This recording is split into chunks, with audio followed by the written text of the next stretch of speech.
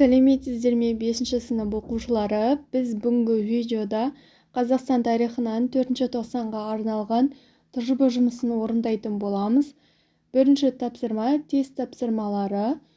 Енисей жағалаулары мен Алтайды мекендеген ежелгі тайпа ғұндар. А нұсқасы.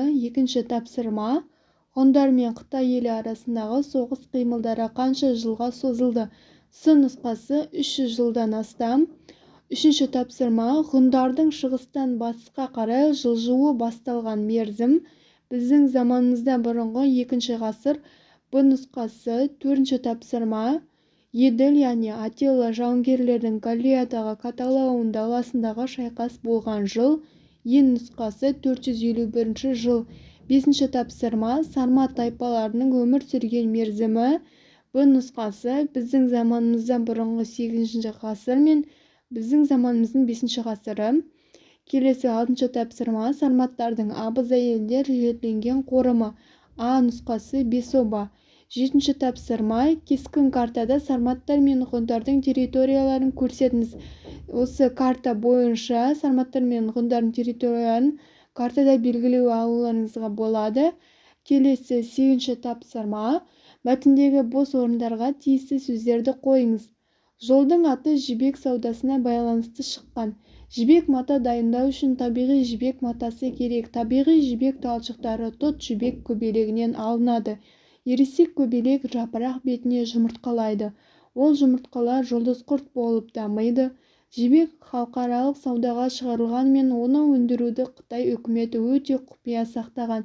Соған қарамастан оны өндірудің тәсілін Қытайдан жасырын түрде алып шыққандар болған.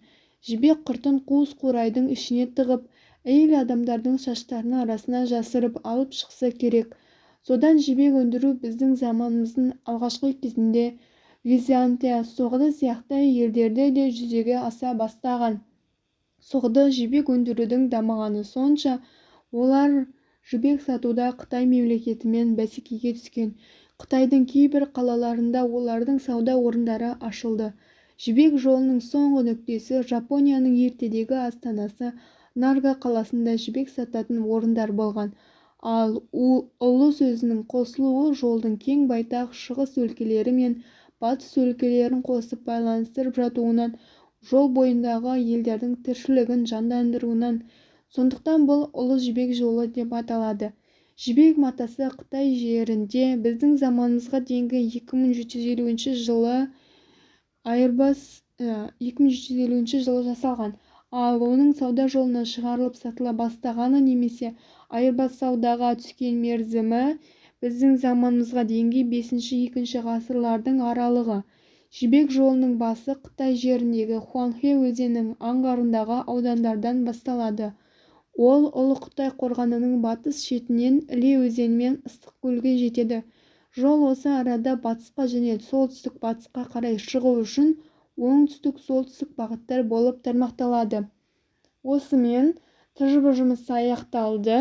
Каналға тіркеліп, видеоға лайк басып, видеоны достарыңызбен бөлісе